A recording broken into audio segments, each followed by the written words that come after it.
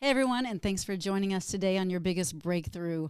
By the way, thank you so much for sharing the episodes of Your Biggest Breakthrough to others, because it has just been blessing the socks off of so many people. We just got word from one of our guests a while back that shared the show, and he has heard from numerous people that said, thank you so much for sharing your breakthrough story, because of your courage and because of you sharing your story, I'm able to find hope.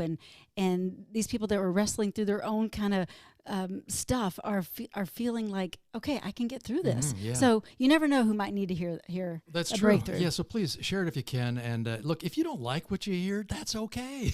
just don't tell anyone about it, okay? I mean, the truth is, you can't please everyone all the time anyhow. No, right, you cannot. But sometimes, you can actually come off as offensive here on Your Biggest Breakthrough, because we tend to talk about, you know who quite a bit. You know who, Jesus. Jesus, exactly. Sometimes people don't like to hear that. But on this show, you're going to hear about the Lord and what he is able and capable of doing in your life. So I want you to really, truly listen in, and sometimes talking about Jesus, I know for you, maybe it causes some misunderstanding around you, or maybe you're given like dirty looks. You thought it was like a naive religious nutcase or a Jesus freak. People talk about you behind your back, and yeah, it's uncomfortable. Yeah, and some might call that persecution or suffering for their faith. But today's guest has experienced something way beyond that. I mean, he's even spent time in prison, like 15 times, 15 prisons in 15 different countries, and not only survived, but learned to forgive and love his enemies. Yeah, I don't know how that happens. I don't either. We're going to find out. Okongo Samson is our guest, and his wife, Shyla, and he's the founder and director of Unite for Africa. He has a very compassionate heart for those who suffer daily. And this is all born out of his own personal experience. Yeah, and when he was 16, while on a mission trip, Okongo was abducted by a terrorist army that ravaged northern Uganda for decades.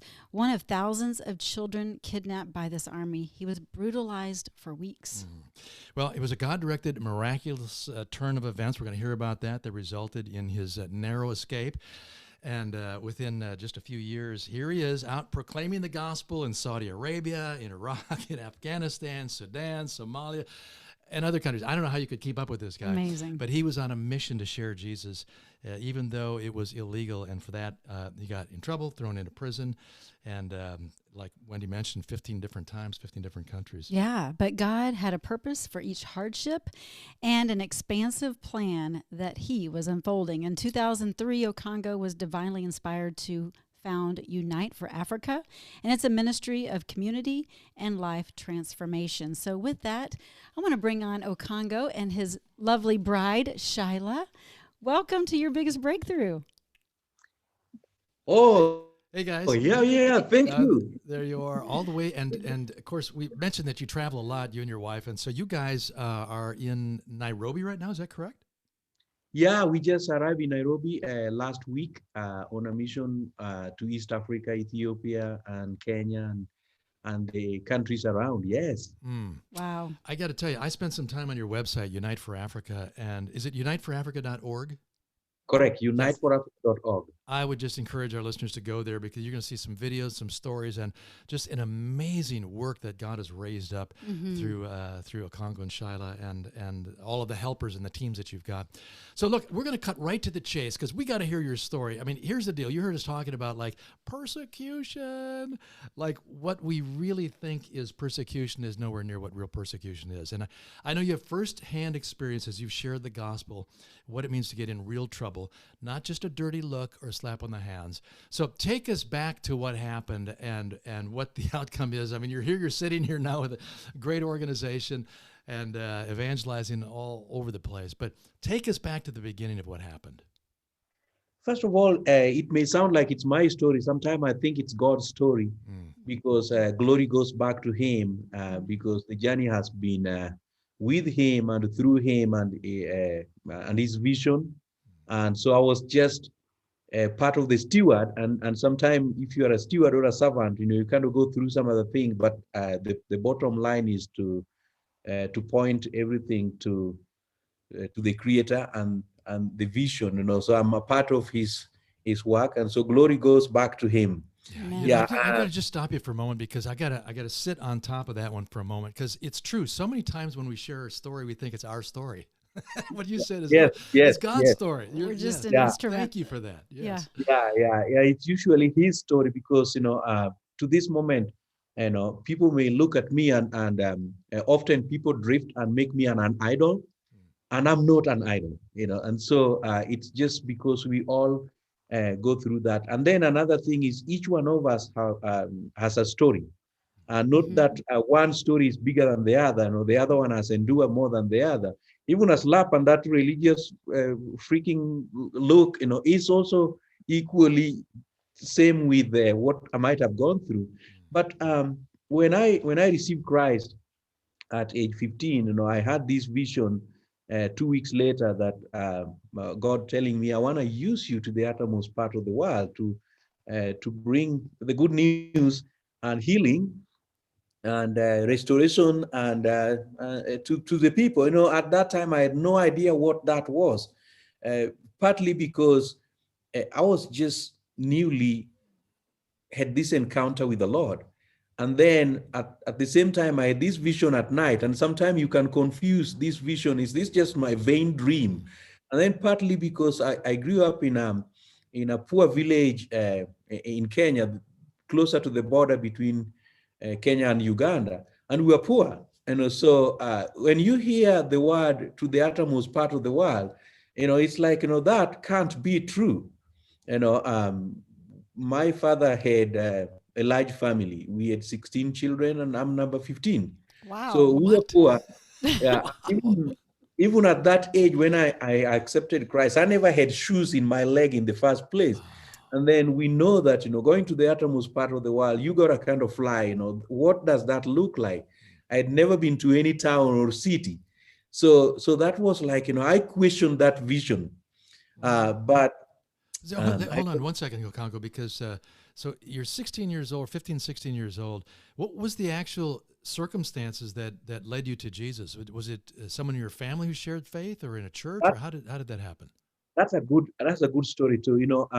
There was a youth camp in about probably, I would say, 8 to 10 miles from my home, and I was not supposed to be there. And back then there was no like good roads or vehicle driving or any of that. So the speaker who was supposed to speak there was passing by our village, and those years it was like forests, animals all over, and he had no idea how to get there. So my dad told me, "Can you escort this speaker to go there and speak?" And so yes, and that's what boys do. So I decided to take him there. So we arrived at night around 9. And so when we arrived, and as I mentioned to you, I never had shoes. So because we walked in the early night hours, I had even thorns in my legs. So when I arrived at the camp, I realized I couldn't travel back because I was supposed to take him and come back. So I decided to stay, partly because of the thorns in my leg. So maybe in the morning I can remove the thorn and then walk back 8 miles home. And then that's one. Number two, it was at night, and back then there are animals and lions and stuff like that. So I didn't want to walk alone, because then the minority always will be consumed.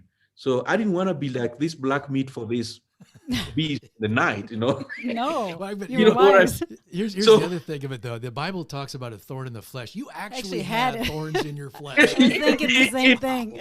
Yeah, later on when I read Paul's story, I was like, well, that was a thorn in the flesh, except mine was a thorn in my leg. So that part of the flesh. So anyway, that night I decided to stay, but then there was this passionate people speaking the gospel, and I was like, this is so cool. But at the same time, I knew people who were doing church and speaking, and most of them were missionary. And it was this mellow talk that, a few times when I was in the church, I was like, we were the people who you would like hire like a special usher to wake them up, because the speaker is speaking and they're asleep. And then I was in this camp. They were boring. Yeah, and they was just speaking in person, and so I was just glued and then I gave my life to Christ that night with thorns on my Oh, leg. thorns and And all. I love it. I walked there, and then I did not even return. That's So I stayed with beautiful. my torn cloth, and I was. Oh, it was weird and odd, but I accepted Christ. I came back. 1 week later is when I got that vision. Man, oh man. Wow. Okay, so you said yes to Jesus, and he immediately put you to work. He enlisted you in his service right off the bat, and you had no doubts in your mind. You knew for certain that God was calling you. Is that right? It's Kingdom That's Army. about right, because when they were making an altar call, they said, "Come, follow Jesus." And so when I gave my life and I said, "I want to follow you," and so that is a dangerous statement to say. And when Jesus called the disciple, he didn't say, "You be a bishop, you be," he said, "Come, follow me." Yes, we know they are disciples, but come follow me. They didn't even ask, where are we going? Following you to where? So to me, when I say I want to follow you, I had no idea what that was, but now I do. It makes me wonder. Just Wendy and I talk about this every once in a while. Like, what does it really mean to follow Jesus? Sometimes I think we have an agenda. We want Jesus to make sure that that as we follow him, he's taking us on the path that we want him to take us on. That's not always the case. No, and rarely is it, but I think typically the average person tries to make it that way. And that's not following Jesus. That's following your own path. So tell us a little bit more, Okongo, about this following Jesus journey. Now that you like you'd say, many people are figuring out what does it mean to follow Jesus. Basically, I don't have to be in control. He'd tell me where to go, even to the places I don't want to go. And as we know, the disciples, sometimes they had to kind of run back because, wow, okay, what is this? So following is just allowing him to take you to the places where he himself will take you to use you. All you have to do is be obedient. Now, like he called the disciple, "Come follow me." All they did is to abandon their businesses, these fishing things, and follow him. So following Jesus is to be obedient, and sometimes obedient to the place where you don't want to go. And that's why even when he said, when he was giving the commission for us to follow him and go with him, he said, "I'll be with you to the very end.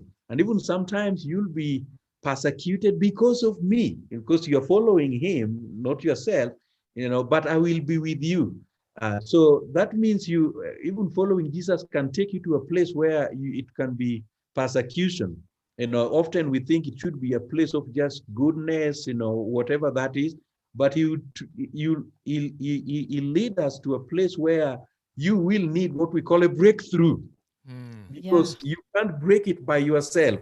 You just need him to help you receive that breakthrough as you follow him. So basically, it's not my agenda; it is his agenda, and it is his way, and where he leads.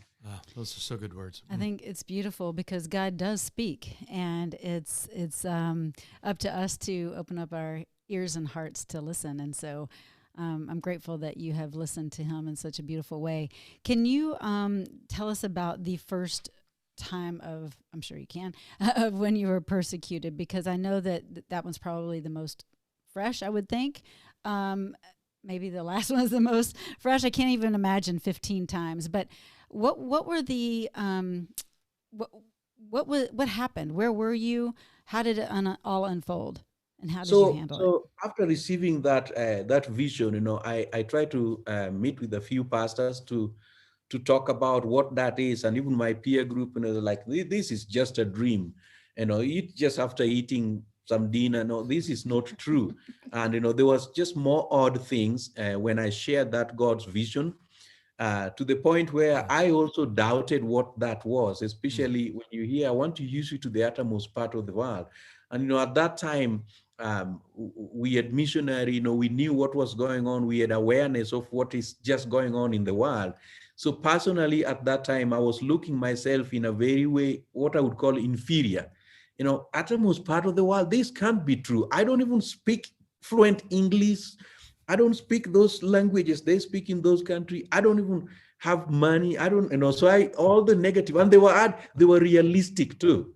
Get I hung up mean, on the how. How am I going to yeah, do that? Yeah, right. it can't. And so then, so I started kind of, hey, I'm not, if part of the world is going to the next village, I can do that. I'm cool with that. So I started kind of sharing my story, but mostly how I came to have an encounter with Jesus. Mm. And then along the line, we had this missionary group called the Deguna. They are basically German people. They come with this big military truck and with the loudspeaker and then with the video, Jesus video, and they show Jesus video in film. People gather, watch the Jesus, and then they sing with songs and then call the altar call and go from one village to another. And I was intrigued by them. It was just very emotional. And so then one time they got me to share my story, because one of the things that is powerful in an outreach is stories. Like the Bible is full of stories. Jesus said parable stories, that's to kind of bring about the kingdom of God. So now here I am, passionate about God's kingdom. So I was sharing my story, the testimony, how I had an encounter with the Lord. So through that, I had them talk about, no, in a group prayer before I shared the story, they were praying for the persecuted churches. Mm-hmm. And then they were praying for northern Uganda, where they were supposed to go on a mission, and they were trying to change that because of the then it used to be called a different name, but now we know it called Lord Resistance Army. And so they were saying, they are persecuting, abducting children. Let's pray for the children. Let's pray for their heart to be saved. Let's pray that they do the right thing. So when I heard that, and I said, why is that? So I had more questions than answers. And then no one wanted to go. So partly because they couldn't find a team, people who are willing to go in that water, because they would be abducted and whatever. And I said, if I have opportunity, I would go. I would just go no matter what it is. Partly people would say, well, a teenager, what else? Naive, what else? To me, it was like, God, just if I can go, yeah, then good. Then I joked fully, sometimes jokes can be dangerous. I said, if they abduct me and I'm with them, I tell them about Jesus and God would do something, it really sounds naive. So enough, they said, we got a small team going and we want to get other more people to go. And I said, I want to be a part of it. So I signed myself. Of all the odd, I was not supposed to go. But then they said I was too young to go with the team. So I decided, what about if I go by my own with a van to that place and meet you there? And I said, well, let's meet there. So I decided to take this mini bus we call Matatu, and with the 3 people who are not allowed to be in that big truck. And so then we went to northern Uganda. It's like a 3-day bus, back then, crowded, if you've been to Africa, social distance was not a language, a vocabulary back then. And so you're creative and you found a loophole. Yes.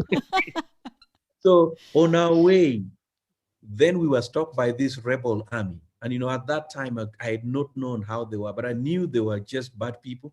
So we were abducted.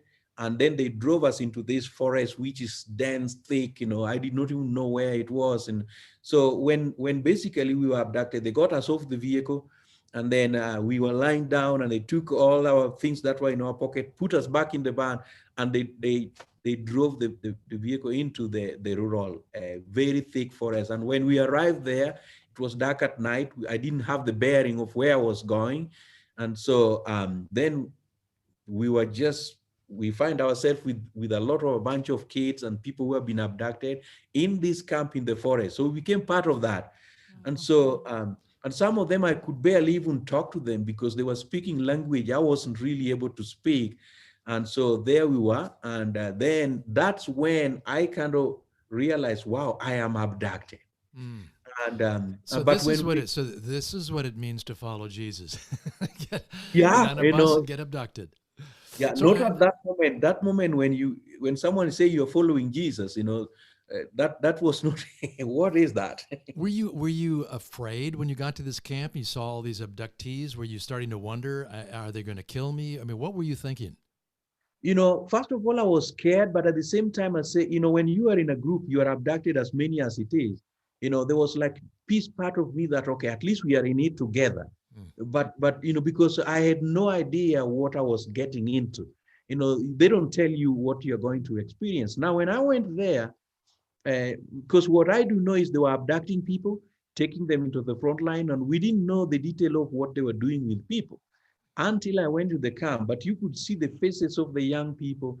And actually, when we arrived there, we were ordered to get out of the vehicle, and I could hear some young people, girls, boys crying and the pain, and they were all down and and they were being raped.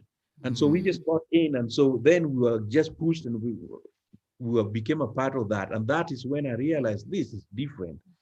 And so that's when my heart broke. And and when, as they move us to join the others, they move us with a whipping and beating, and so it was, and in a confusion, not knowing what's going on. And then we were made to lie down, and then we were defiled, raped multiple times, and that was really good. And of course, there's this many rebel army, and so it was just that confusion that was going on that night. How long were Mm. you And in the camp? um, I, I was there about 3 weeks. Now, people in the camp, the young people as we were doing one thing. We were either serving this rebel army by cooking for them, and then during day they were training us on how to go fight in the front line, and then at the same time we were meeting their physical sexual needs. So those are the Oh. key things, and we didn't know when you're gonna go to the camp. And then the young people who were taken to the camp, really they never came back. Mm. The front line, when they were taking, because they were taking people in back, they never came back. But a few people who came back, um, uh, they were kind of telling the story, but not necessarily fully for us to grasp. And so, and some of the story were more of horror more than anything else. And so then, but and we could only hear those stories in a short window period, because each time we were engaged and we are being watched, that, it's just really intense. And so they were saying, the people who went to the camp, and where are they? They didn't come back. What are they doing? They didn't make it.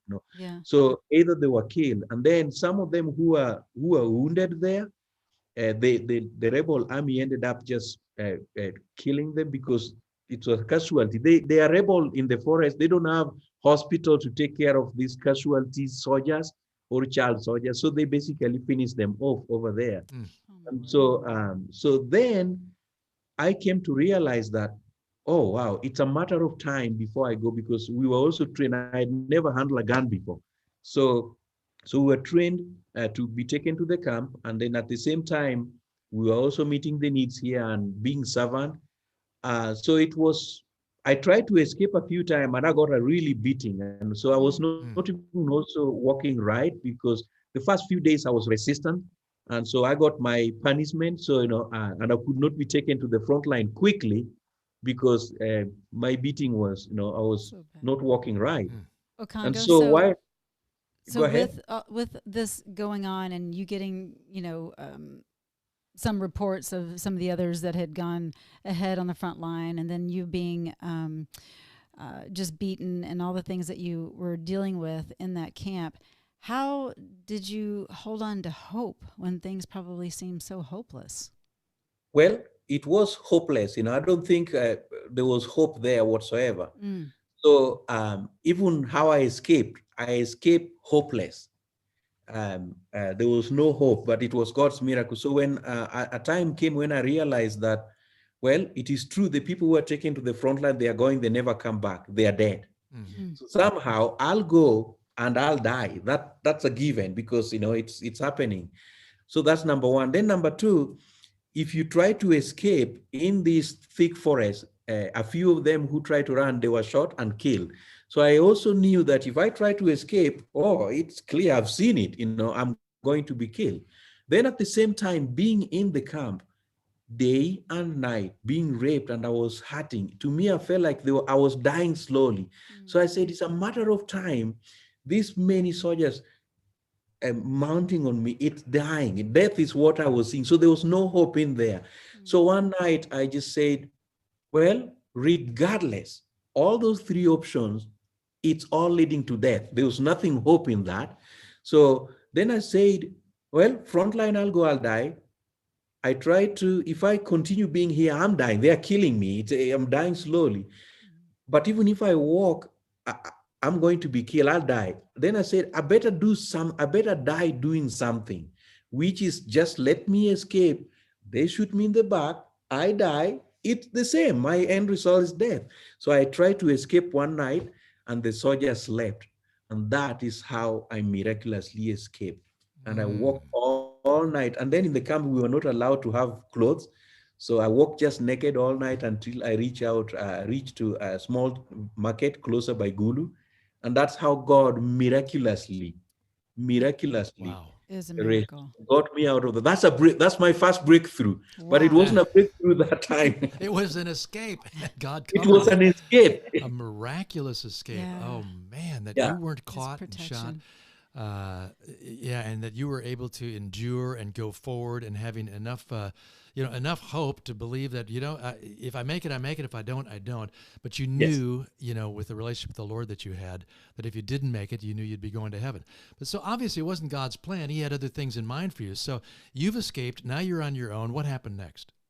So then this is really interesting. So now when I came out, I didn't know where to go. I had no bearing where I was.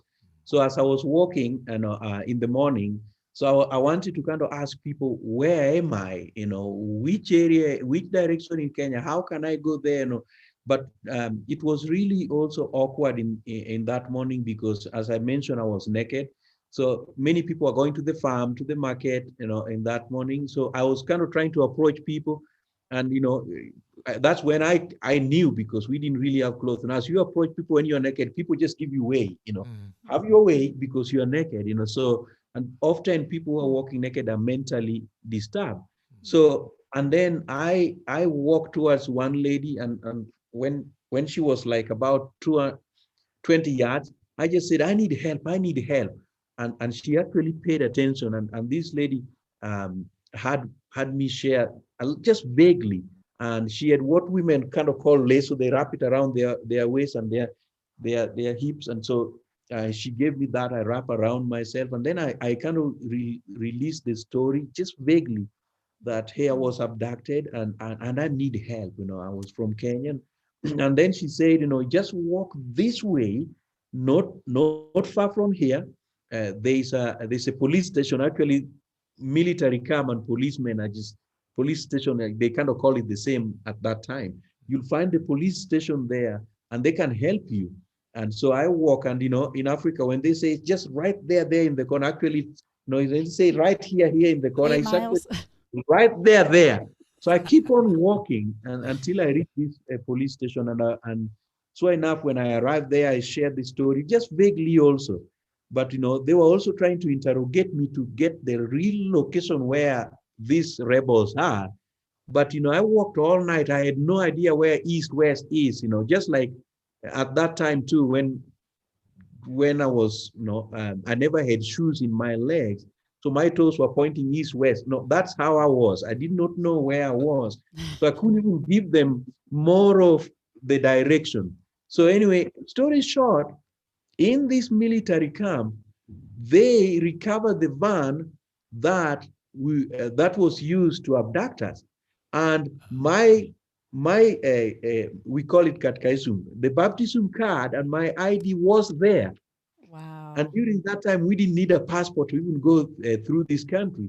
So, and then, so enough, they helped me return back to Kenya, a very broken, heartbroken, confused, hurting, wounded, physically, emotionally, spiritually, questioning whether I had the vision. The lie was even more than the truth. I started kind of wrestling. People might have been right that I was not called, that this was me, this was not God. So I left the camp and I came back to Kenya. I doubted literally everything. I hated myself. I was afraid of men. Even when I came back to even my village, people were not rebel leaders. But when men are walking on the street, I would run because all I think is they're gonna rape me. That was how Yeah. bad I was, And were you hopeless mad I at was. God? Were you mad at Oh, God? big time, because I was really angry. God, why do you allow this to happen? But even prior to going to northern Uganda, I was saying, God, why are you not stopping that happening? Now, when I became a casualty, I started questioning God, why did you allow that to happen? So in my own reasoning as a human being, even when they were torturing me sexually, God, why did you just make them inactive? So at least I didn't have to deal with all this pain of rapists. If, you know, so those are questions I was kind of wrestling with, but there's no answer. But I grew more angry and bitter. And yeah, that was my journey at that time. I think Okongo, that probably happens a lot to lots and lots of people. Whatever the circumstances are, when we believe that God has sort of paved the way for something, we expect it to go a certain way. And when it doesn't go a certain way, naturally the tempter will pull doubts into our mind and in unbelief into our heart, and even anger, where we question God. And what you said, I think, is key. There were no answers. There were no God. It's not like God appeared and said, "Well, Congo, let me sit down and explain why all this happened." You got no answers, so you had to continue to trust. You were in a dark and broken place. What happened that it turned around then? Because I look at the smile on your face today, and your wife Shyla. You guys have the joy of the Lord. You've done so much for the Lord. What was the turning point back then that took you from that dark place to a place of light? Maybe meeting Shyla. Shyla. Oh yeah, now we are She's into a it. cutie pie. Now we're talking. Yes.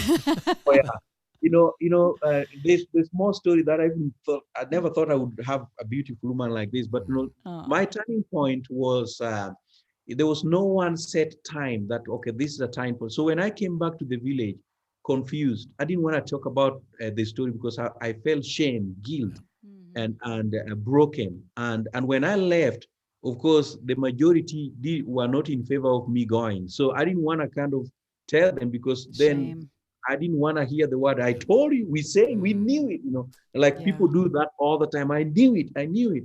And so I was in shame, but clearly I was wounded and hurting. It was evident. Now in Africa, people live a communal life. You can't hide. When you are hurting, people know. When something wrong has happened, people know because it's a communal. There's no individualism, secret. So which is really great and beautiful. It is beautiful. Because it brings level. I call in our ministries, I teach people. It what we call accountability. Yes. You can hold people accountable by what you visualize, what you discern, what you see, how they walk, how they were yesterday, last week, and how they are today, and they never let you get off the hook. So people are kind of asking a lot, and so in my effort of trying to figure out how to tell this story, I decided to confide in a few of the pastors who were back then, and I shared what happened, and that did not go well because they did not know what to do with me, especially when I kind of really full-blown talk about the torture, talk about the sexual, and they did not know what to do with the sexual. They were like, I became like a dirty person. And then before I know, the story was kind of spreading, like this is what happened to him. And so majority of people had no idea how to love me. To the point where even when I went to the churches at that time, I sit in the benches. We call them benches, Thank God we call them pews at some places where someone has their own chair. But it was these benches. When I sat on a bench, people just moved from that bench because when they had what happened to me, now I was a dirty person. And so that even brought more pain, not only the pain I had in Uganda, but here rejection and loneliness. And so and then most of the peers were saying, when will you deliver the baby? When will you, because now you'll be pregnant because you are raped. And so I was now angry with my peer, angry with the church, because I thought I could get help. So I was alone. And so everywhere now you go, that's the story of the order of the day, which was, I did not know what to do. Then one old lady one time told me when I was walking to the market, my dad sent me to go get a newspaper. And she said, I know what you're going through. I heard this story, but God will use you with your story. And the most striking thing this lady said, I have been raped. And, I had heard that she was, because I knew her, the old lady. I've been raped, but I'm clinging to God. That's my hope. I started crying. And that was the beginning of the turnaround, that someone can talk about and at least can speak of the experience I'd gone through. And that's the source of the hope. Now, that was it. And then since my story was out, everyone knew it. I couldn't hide it anymore. So I realized it just, I need to come and keep talking because at least God saved me. I didn't die like other people. That's something that I'm hopeful and I'm proud about. And the more I keep on sharing that story, the more people are like, oh, that's true. And the more the story I was sharing, how God delivered me from all those bad, even though it was bad, the more I saw people having hope and say, I want to accept Christ. That is what gave me hope. But I wasn't Beautiful. healed. So I was Right. broken, I was wounded, bitter. But when I see that that story is starting to give people some light to accept Christ, I say, I'll continue doing that because that's the only thing I was now wanting to do more because I couldn't social with people. I didn't want to be close where men were. I thought they would rape me anytime. I had nightmare. I didn't want to go to church. I'm alone. I'm the dirty one. But then to go speak and people do that, and then that was where I poured out all my effort. And then that continued from one village. And a storyteller, a boy who was raped, now he's coming to tell this. I didn't mind the tag, I didn't mind all the name calling, but to just see some people having hope. And then some people say they were raped, except they were not in the camp. Then I realized, wow, this thing that happened to me in the rebel camp, some of these wicked things are happening even in other, something is going on in here. So that, Sometimes, Okongo, we say that stories reveal and stories heal. That's one of the things that we yes, say.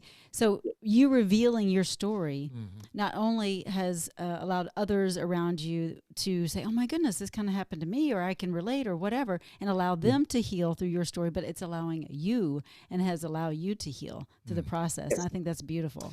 Well, and one yeah, thing that strikes me is the old woman who Yeah. reached out, and it seems like God gave you the right word at the right time. You needed to hear that message from her and to yes, feel that acceptance, and that just to allow you to not have to deal with a constant lifetime of shame, but to be lifted up by her words and her encouragement. And I love the fact that you started to talk about it because it started to build momentum in you the more you yeah. told the story. And it seems like God was bringing you healing even through all of that. So, all right, let's fast forward a little bit. Now, you're on the mend inside and outside, and you're sharing Jesus all over the place. And I look at the bio here, and Oh all these my different goodness. countries you're in. And Uh, he went to medical college in Nairobi. well, yeah, that's the other I part mean, of it. hello. You got all And these, behind every great man is a greater woman. So I Mhm. cannot Yeah, wait to yeah. hear Yeah. from Shyla here in a moment. So I'm so glad she's by your side. But Well, listen, fast forward Yeah. just a bit, and don't tell us about all the imprisonments, or we will be here for 15 days. But you were imprisoned like 15 different times, and just give us a little sample of what happened, how that happened, and then what the outcome of that imprisonment was for you. So I came to realize now my story, even in northern Uganda, was not my story, it was God's story. Because now from one village to another, I could go share. And then, okay, invite that guy, So then that's what got me even outside of the village to towns, and outside of Kenya to just kind of continue doing what I was doing. So some missionary who heard about me said, can you come, and because the Guna was more spread across East Africa and Central Africa. So then that became really an opening to go to those different places. And then from going from one place, the story keep on going, God's story keep on going, and then opening ways. And that's what got me to the many countries. But even prior to that, in my loneliness and desperation, I also confided in doing school more because I realized now God is moving with me. So I'm going to tribes that are not speaking my language, and I need to kind of acquire some awareness. And so I took school seriously. Yes, even fast forward, I went to medical school there in Nairobi, medical college, and then I went and further my studies in England, in UK, Belfast University, where I Wow. specialized in oncology, and that's Wow. where I also did theology as well, and counseling and psychology, because all those thing I feel areas really affect. stupid. Yeah, it's like, man. But I ended up doing that because it was part of that vision God gave me. I came to Yes. realize that as I was going from place to place, I realized people are not only struggling emotionally like the way I was based on what happened to me in Uganda, but they were struggling mentally as well. They were struggling physically because when I was physically done, and around that time, that when HIV was, so people said, "Oh, here he's sick, he's HIV," So no one want to shake your hand because you'll just pass HIV. So I realized, what is this HIV? And I want to kind of study how can it be passed? Because then I realized I want to do medical. Then I realized, I mean, the mental thing that I'm going through, and I'm talking to people, they don't. I want to kind of study psychology, and I want to work with people to counsel them the way I was not counseled when I shared, because I was judged. I don't. So then that's when I got motivated. I want to kind of get this. So because God had a reason for me to go to northern Uganda, it wrecked my everything in me: mental, physical, emotional, social, and spiritual. All those were affected just when I was in northern Uganda. And so I realized I needed to kind of heal in all those aspects, to relate well with people, to view God in different way. So then that's why I decided I want to kind of get that. I want to kind of empower myself, because empower people, empower others. Right. And so, but God was continuously taking me through this journey and empowering me, even though in a painful way. So sometimes suffering really bring perseverance and produce something. And that's why my story is not my story, it's God's story. And so Jesus had to go through that for us to, you and I, and us to be here, and even the listeners right now, and even them who are not listeners, his story is ours if we own it. So that's basically how it moved from one place to another. Then I came to realize, when I went through what I went through in northern Uganda, just kind of learning that I was forced to share my story. I didn't share them voluntarily, but because the communal were now sharing my story, and it was so twisted, it got me out of my hiding to share my story. Then I came to realize so many people that I knew had things that they were going through that I never knew until I shared my story. So I became more of outspoken. And that got me into trouble when I went to Sudan. And then I see people being persecuted, and I said, it can't happen. And that you can't say that in some country. It will lead you to prison. And I went that way. So I became more opinionated. I'm not going to sit back when I see people injustice happening. So the moment you start getting out and standing out and stand to be counted, you will always you will have forces against you. And that led me to prison, one to another. And then in prison is when God also connected me to, I got out and continue, it became God's journey. Now it takes us back to what we started with. It's just following Jesus. Sometimes it could lead us into those places, prison, and we just follow, he get us out, so it's just leading us, following us, he leads. Yes. It seems to me too, Okongo, that in all of the suffering that you endured in all those different areas of your life, that God was actually trusting you, because he knew where you would go with it. Either you were going to stay bitter and angry and unhealed, or you were going to continue to take the grace God was offering you and become whole and useful to him.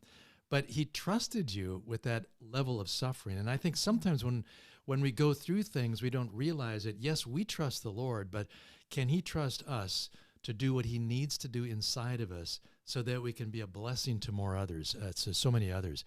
I think about that passage in Corinthians, we comfort others with the same comfort that God has given us. And I look at your life, and you and Shyla, and all of the heart for ministry and the passion for taking a stand and encouraging and teaching people. And it's a tremendous inspiration for us, brother. I got to tell you. Big time. And amazing thing. This would be amazing for people to hear. Looking back, even though I didn't kind of miraculously heal at time, there's some healing that took a process. And I believe also God does miracle, instant healing, because I've seen that even in prison.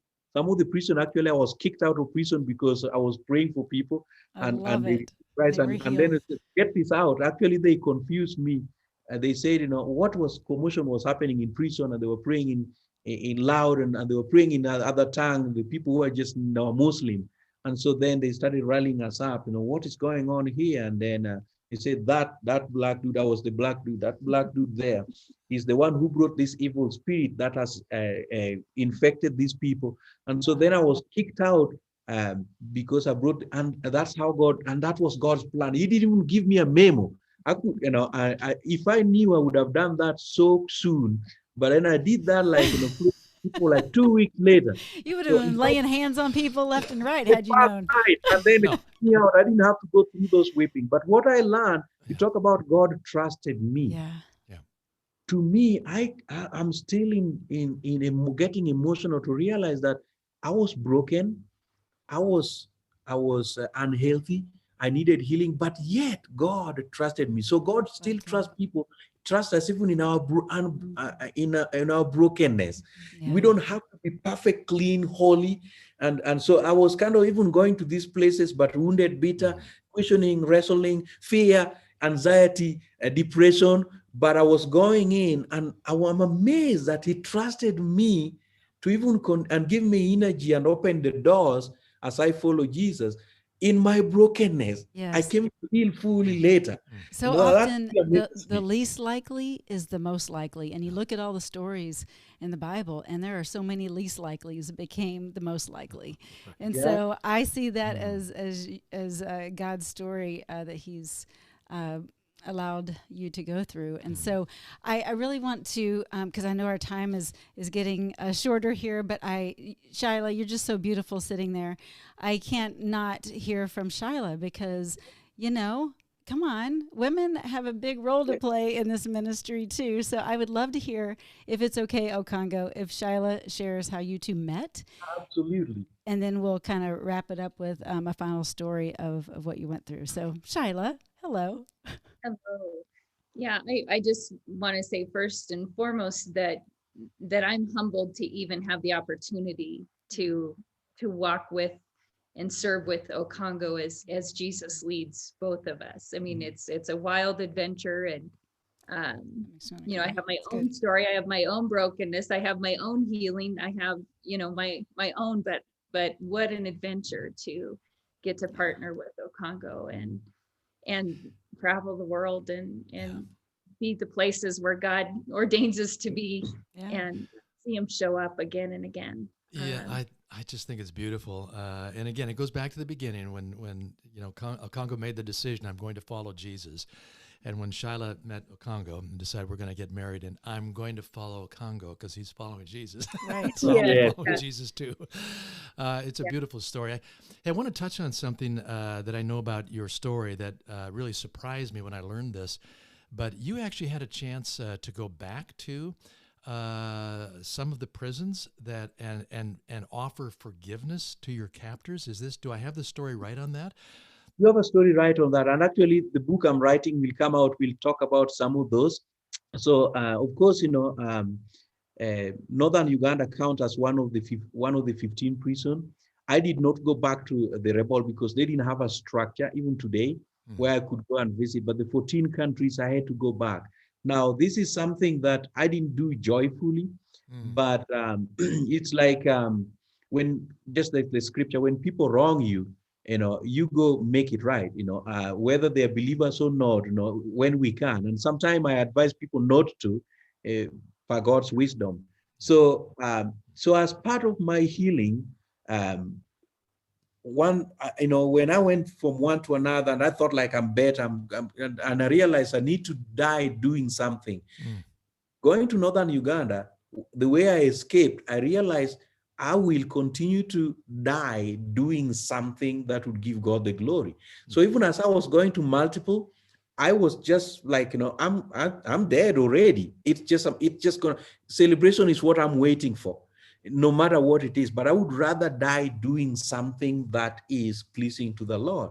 So when it came to a time of my healing, I had people who took me through this, a prayer, healing breakthrough prayer that is not done by this psychological counseling, walking step by step. It was just these men who ushered me into God's presence through worship and prayer, and just that brought emotional healing. And when we were going through that 3 days intense is when God said, you will go back to those prisons. Now, that does not mean I said, yes, God. No, I don't want to go. Are you These people sure? need to. Are you sure I heard that right? Good idea, Lord. Maybe some other Yeah, time. and actually, this might make me look like not a godly man. My thought at that time, even though I was serving God, I was saying, God, kill them, even just kill them. I don't want to see them. And then my version is, what if, for me, even if I go see them, God, if you allow me to also have someone torture them, put them down their mountain and kind of like drill their leg, and I'm watching, and then that way now I can talk. How does it feel? That's how I feel. Now I forgive you. That was my human thought, but I came to realize God cannot slap me. That's not my way, and so I just need you to go. So and that had a process. I had to kind of go through that process. Not that I was bold. I was even whining as I go. But then God opened opportunity. In fact, I even worked so hard to even give excuses not to go, and God provided. I remember one time where I said, now it's done, because I was trying to raise funds to go to those places in obedience, and I would lukewarmly raising funds. And some Christians said, you are persecuted there. You can't go there. You'll go through the same thing. I'm not going to fund you. And I said, God, I just asked, and you had that. And he took a Muslim who was not a believer, who I met, who said, I don't like being your faith or anything, but I want to give you a gift. It turned out to be the exact amount, the budget I was asking, that the church community did. Then I realized, now, God, I don't have excuse. And I was so content that I'm not going to happen. And I can say I didn't have resources to go there. So, it's amazing how God put things in place. So I didn't have to have excuse. And, one of the greatest sin to this day is not all that we are wrapping up around the world. It's disobedient. Adam and Eve, the first sin is God told them, do this, don't do that. And they did the opposite, disobedient. So when God has told you, go here, you have to do it. So, and I say, God, you just provide, I got to be obedient. But now you're going to keep these people, I'm not sure, I don't have a rapport. What am I going to do? How this, just give me the detail. And, when you've gone through a few persecution like that, and you are going to a new place, you want to make sure that you don't run into the same people you ran in the other place. So you want to kind of go to detail, but that's how God kind of continuously told me, you trust me.